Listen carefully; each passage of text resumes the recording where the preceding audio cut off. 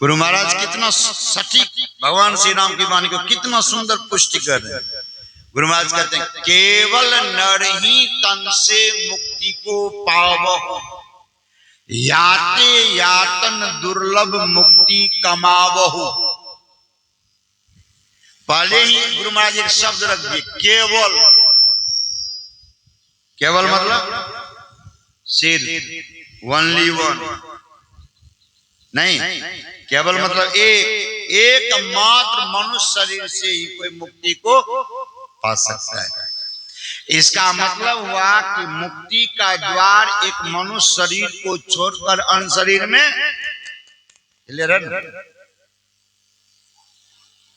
फिर देखिए संत क्या कहते हैं। फिर संतों ने कहा 84 लाख प्रकार का शरीर है, 84 लाख प्रकार का शरीर है। योनि आकर 4,84,000 जोनि भ्रमति है जीव अविनाशी। 84 लाख प्रकार का शरीर है। और आप लोग से कोई पूछेंगे कि किस शरीर में हाथ होता है,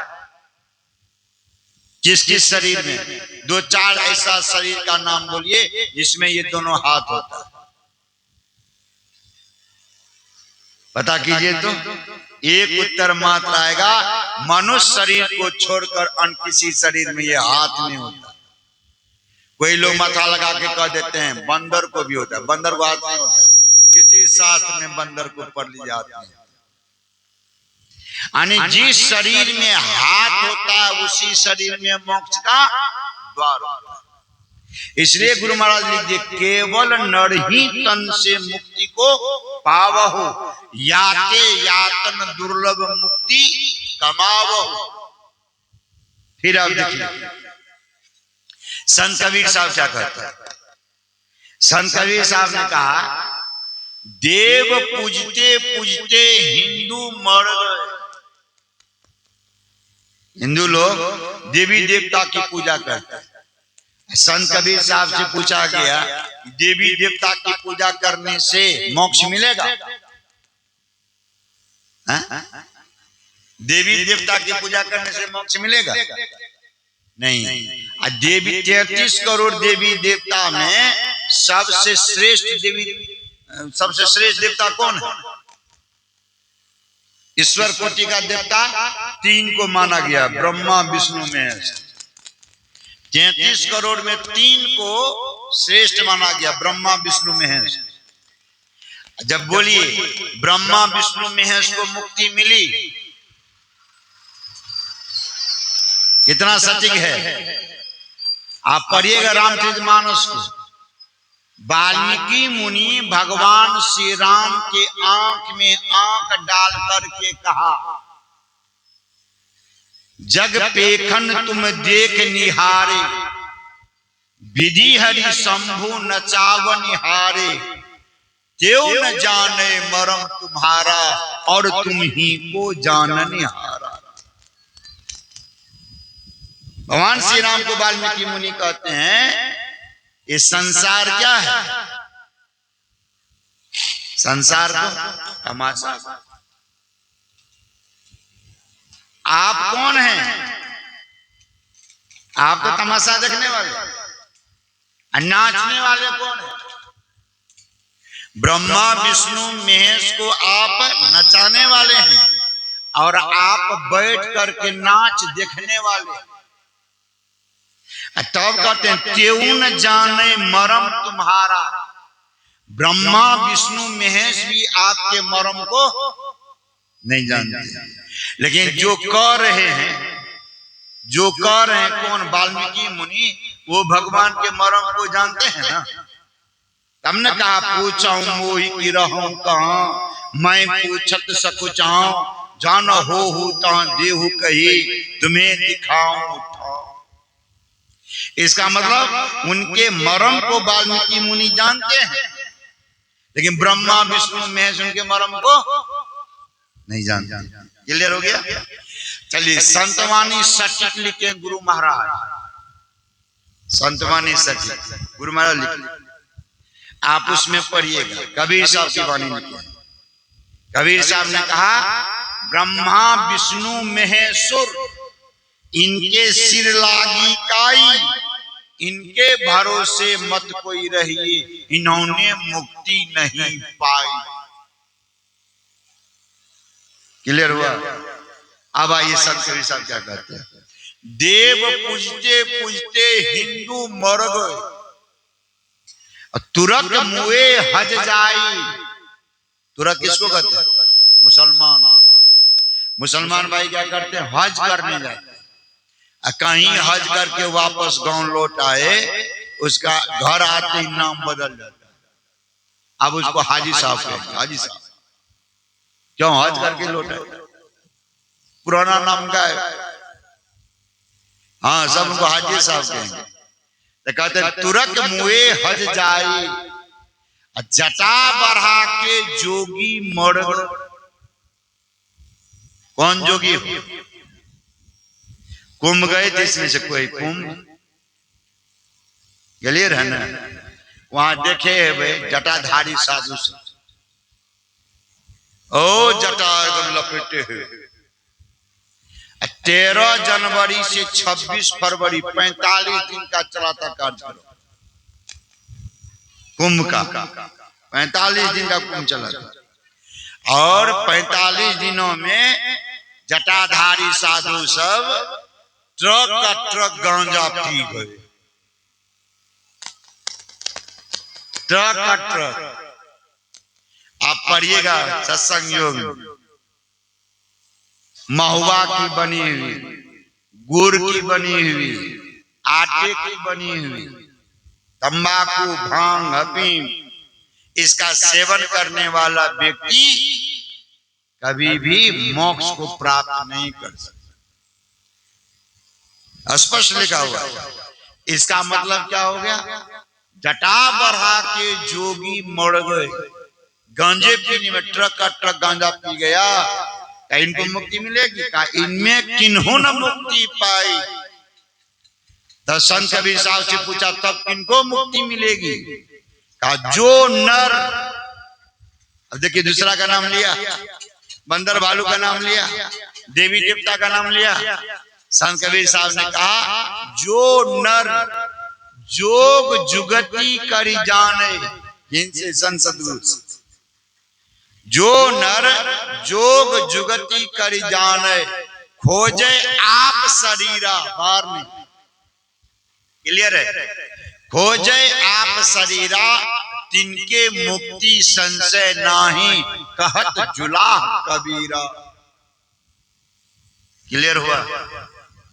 यानी असली मुक्ति जो है वो मुक्ति जब भी मिलेगी बाहर नहीं, अपने अंदर, इसी शरीर से, बाहर कहीं नहीं। वही बात यहाँ पर कहते हैं सुलभ सुखद मार्ग या भाई। तो वो मुक्ति का रास्ता जो है, वो मार्ग जो है, वो मनुष्य शरीर को छोड़कर अन्य शरीर में नहीं। अब इतना बात तो हो गया, वो मार्ग है कैसा, इसकी भी चर्चा होनी चाहिए। रास्ता तो हम लोग के शरीर में है, मनुष्य के शरीर में है, इतना तो समझ गए। वो रास्ता है कैसा, इसको भी नहीं समझना पड़ेगा। देखिएगा वो रास्ता कैसा है। गुरु महाराज के गुरु भाई हुए धीरज लाल गुप्त, सत्संग योग के भाग दूसरा में धीरज लाल गुप्त की बात गुरु महाराज लिखे। धीरज लाल गुप्त ने उस रास्ता का स्पष्ट क्लियर किया। राह गई है, वही रास्ता का नाम दिया, राह। राह गई है बड़ी झीनी है साधो नैन नगर से। नैन नगर में घोर अंधियारी, सतगुरु ज्ञान सफीनी है साधो नैन नगर से। रास्ता कैसा है? सहस भाग एक बाल बराबर, धार धरहू लवलीनी है साधो नैन नगर से। यही क्लियर हो गया। सहस भाग एक बाल बराबर। सहस मतलब यहां पर क्या है? 1000। सहस भाग एक बाल बराबर, एक बाल को सिर से उखाड़ लीजिए, इसको 1000 बार चीरिए। कितना बार चीर लेंगे ना आप? एको बार चीरेंगे। और वहां पर धीरजलाल गुप्त ने क्या कहा? 1000 बार चीरिए एक बाल को। कैंची से टुकड़ा मत कीजिएगा, चीरने कहते हैं। बांस को दबिया से चोन दीजिएगा तो खूटा बन जाएगा, और उसी बांस को दबिया से फाड़िएगा तो बत्ती बनेगा। वही फाड़ना, चीरना।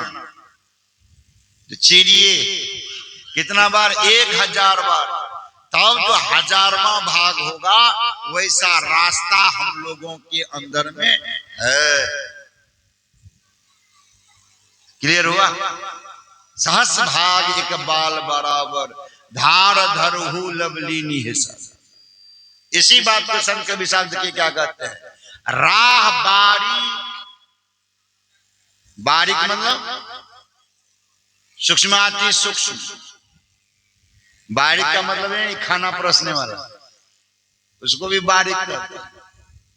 वो नहीं, राह बारीक, बारीक में सूक्ष्माति सूक्ष्म। राह बारीक गुरुदेव के पाइए, जन्म अनेक की अटक खोले। कहे कबीर गुरुदेव पूरन मिले, जीव और शिव तब एक तौले। जी हाँ, राह बारीक सूक्ष्माति सूक्ष्म। फिर देखिए तो कितना सुंदर गुरु महाराज कहते हैं। गुरु महाराज क्या कहते हैं? गुरु महाराज कहते हैं, बिंदु नाद का मार्ग बनाया, धारा जाए तिल से, धारा जाए तिल से, लो धर जतन करो दिल से। देखिए क्या कहते हैं, धारा जाए तिल से। तो आप लोग के पास में तिल है? तिल है नहीं?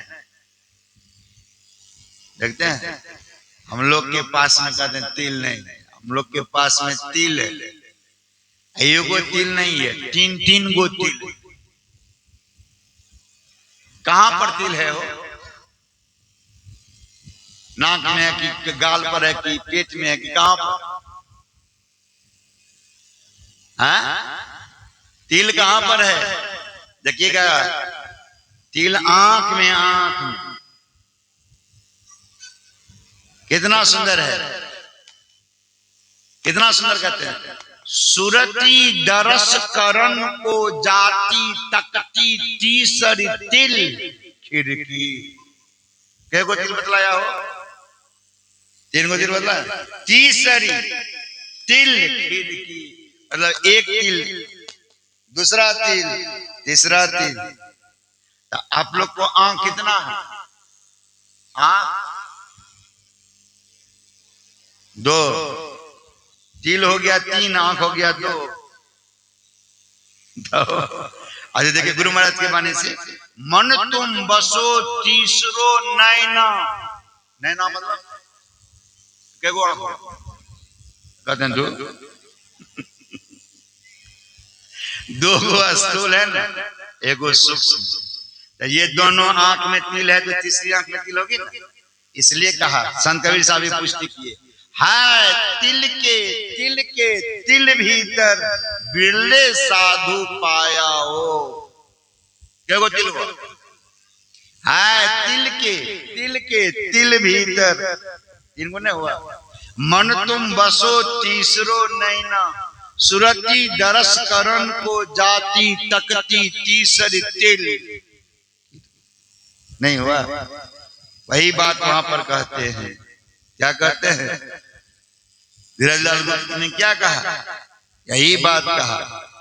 कहते हैं, सहस भाग एक बाल बराबर, धार धरहु लवलीनी है साधो नैन नगर। कहने का मतलब यही तीसरा तिल से उस रास्ता को हम लोग पाएंगे। इसलिए स्पष्ट रूप से कहा, ऐसा मार्ग आप पढ़ेंगे क्या? यमराज नचिकेता को कहा, उत्तिष्ठत जागृत प्राप्त वरानी बोधत श्रसधारा निशिता धृत्या दुर्गम पतस कवियो वदंती। अरे ओ विद्याग्रस्त लोगों, उठो जागो, अज्ञान निद्रा से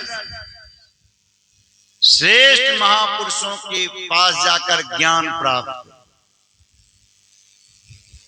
कौन ज्ञान?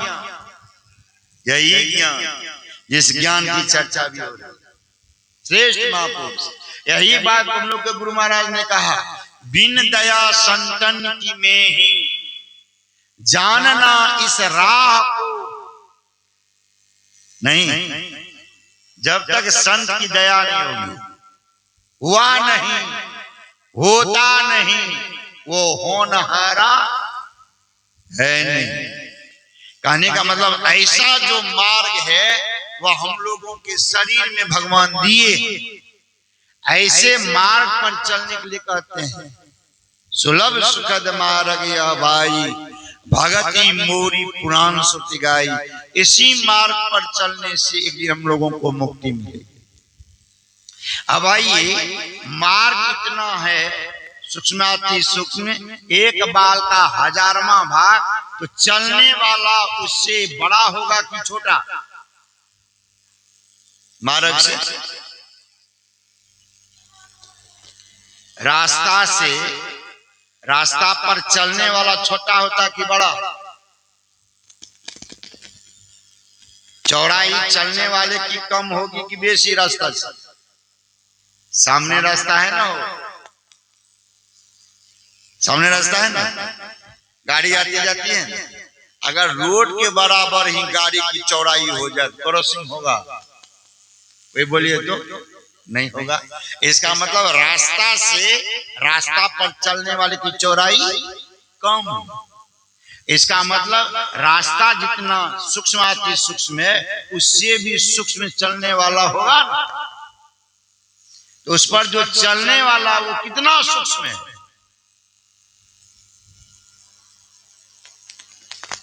उस पर जो चलने वाला है, ये शरीर चलेगा। संत कबीर साहब ने कहा, बिन पावन की राह है, बिन बस्ती का देश, बिना पिंड का पुरुष है, कहे कबीर संदेश। उस पर चलेगा ही पैर, बिन पावन की राह। अब बोलिए, पैर नहीं चलेगा, शरीर नहीं चलेगा, तो चलेगा। तब देखिए गुरु महाराज पदावली में सब लिख दिए, मन सह चेतन धार सुरत ही पैठ सके जामे।